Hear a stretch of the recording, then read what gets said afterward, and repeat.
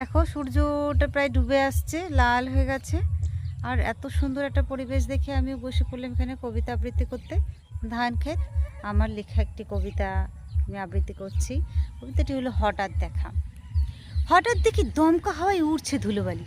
ছুটে গিয়ে তখন আমি দরজাখানা খুলি। দেখি মেঘের পরে মেঘ জমেছে পক্ষীরাজের দল।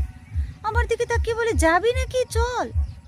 গর্জে উঠে কারা যেন আগুন জ্বেলে আসছে তেরি, ছুটছে সৈন্যদল। আমায় আবারও বলে, যাবি নাকি চল। অস্ত্র হাতে যুদ্ধ করে নানান রকম দৈত্য, তবে কি এটাই গোপন সত্য? পরক্ষণে বদলে গিয়ে ধরল দেবীদু। ভয়ের চোটে আমি দেখি হয়েছে তখন চুপ। তীব্র জোরে বৃষ্টি নেমে নিভিয়ে দিল আগুন। শান্ত হলো আকাশ, আবার ফিরল রঙের ফাগুন। আমি তখন মেঘের কোলে খাচ্ছি বুঝি দোল। সূর্য বলে হেসে, যাবি নাকি চল। বুঝলি, এসব মেঘের ছিল ছল। বুঝলি, এসব মেঘের ছিল ছল।